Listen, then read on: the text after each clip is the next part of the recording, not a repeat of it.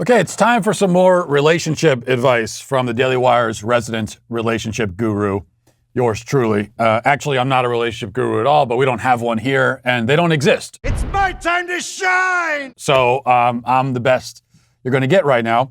We're going to go back now to Reddit's relationship advice forum to see which lost souls we can guide into the light. And we start here. It says, my wife is constantly texting a male coworker who resides out of state, and I'm not sure what to do. I've seen the texts, and they feel like they gradually have gotten more flirty / they confide in one another. Kinda bummed, really. Okay, so I'm not sure why this is an I don't know what to do situation. Like, you confront your wife immediately right now about it. And you say that she needs to cut off texting this guy, cut off all contact, tell her that she's violated your trust, that she's caused profound harm to your marriage, that she has a lot of work to do to rebuild your trust. Tell her if she's not willing to do that, to make that effort, she needs to let you know right now so you can start assessing your options.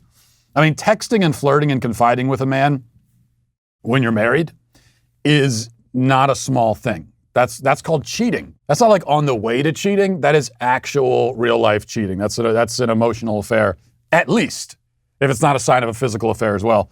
So no excuse for her behavior, none at all. Don't be understanding. Don't be sympathetic. You got to be a man and stand up for yourself. All right. This one says, wife might have lost interest in me and be looking elsewhere. We've been together for 5 years now. For the last 6 months, we've been fighting and arguing a lot. It's mostly stopped over the last 2 to 3 weeks, but as of this last weekend, she suggested an open relationship, stating that she's read that men are happier. I do not want it. But the more I think about it, the more I feel like she wants it for her. She's always getting hit on, even when I'm right there, and I work long hours, so I'm not home a lot. I know if I agreed to this, it would be just for her. I don't want anyone else, and even if I did, I'm unattractive and socially awkward, so it's not like I'd get anywhere. What set me over the edge is that I gave her my card before work to pay rent, got home and wanted a soda from the store, and as I was looking for it in her purse, I found a letter she wrote today. It doesn't say who it's to, but it's obviously not for me, and it's signed Love Always, and then her name. I don't know what to do at this point. Do I tell her how I've been feeling? Do I confront her about the letter? My God, these are depressing. I think I might cry. If I had a soul, I would cry. But I don't, so we're good. But anyway, do you confront her? What do you mean? Yes. What else would you do? This could very well be the stupidest person on the face of the earth. What do you mean, do you? She literally wrote a love letter to another guy. How could you not confront her? What else? What's the other option? Would you go home, like order a pizza, watch MasterChef together, pretend everything's fine? Is that even a feasible option? If I was in your shoes, I couldn't do that. That would be impossible to do that. You can't be so cowed, so emasculated that you're that good at hiding your thoughts and feelings around her. So yes, you confront her. Yes, you put your foot down. None of this is okay. None of it is remotely okay. And by the way, there's no such thing as an open marriage. Not quite my tempo. A marriage, by definition, is closed. There's no open marriage. It's like saying that you live in a house without a roof. If it doesn't have a roof, it's not a house. The roof is like sort of the whole point of the house. That's what we talk about, you're living under my roof. I need a roof to sleep. It's the roof. That's what the roof is one of the main features of the house. And if you don't have that, then you don't have a house. And in a marriage, one of the primary defining features is the exclusivity, is the commitment you make to one another. So there's no open marriage. What there is it's called adultery, cheating. And even if you both agree to it, it's still adultery. All right. Next one. This is from a woman. It says, my husband and I have been together 10 years and married 5 this month. The other night, while driving to a family event, the topic of our anniversary came up, and my husband realized he had rostered himself to work on the day of our anniversary. No big deal, we can go out on the weekend. But this was no surprise to me. I can't remember in the last 10 years him organizing a gift or trip or any activity for us, or remembering to take time off of work for our relationship. Unsurprisingly to me, he has also not prepared a gift or anything else I mentioned to him that I'm okay and I'm used to it, calmly, but maybe not the nicest thing to say regardless, and he got quite mad at me. He started to plan a trip on the spot to where we were married for the day, 3-hour drive each way, and I said I would rather stay the night. He had money concerns about this, totally understandable, maybe a little unfounded. I also said something along the lines of that I wasn't going to get my hopes up because our plans like this always fall through somehow. I feel like he got mad at me because I didn't fight / was apathetic, and I didn't give him the excuse of she's being a bitch, so I don't need to get something now anyway. The worst part for me is that once he had managed to calm down, he said the reason he doesn't get me anything or plan anything is because he works. And because I don't, so I have time to think about these things. He works a regular 9 to 5, nothing crazy. I only have 3 days in the year that are special to me, our wedding anniversary, my birthday, and Christmas. I don't expect him to move heaven and earth on these days, but an acknowledgement and maybe a cheap bouquet of flowers would be nice. Okay. And she wants to know what to do. Now, I have to offer full disclosure here and reveal my conflicts of interest. I myself have made this mistake recently. I did accidentally book a speaking gig on the day of our anniversary, the last one, which was our 9th. And so we still went out to celebrate, and I got her a gift and everything. I got her a more expensive gift, probably than I otherwise would have, sort of as a kind of tax penalty that you got to pay. But I did miss the anniversary for work, and by the time I realized the mistake, it was too late to cancel my commitment. And I realized because I told my wife, like just casually, I said, oh, hey, I have to travel to this place on this date. And I was just telling her. And then she looked at me and she had this look where I knew I was in trouble, but I didn't know why. And then she said, you know that's our anniversary, right? You done messed up! And I said, yeah. I mean, no. I mean, I did. I didn't, but now I do. So the point is, in a way, I can empathize with your poor husband, though it sounds like he handled this poorly, even more poorly than I did, which makes me feel a little bit better about myself. And his line that he couldn't get you a gift because he doesn't have time to think of it like you do because he works.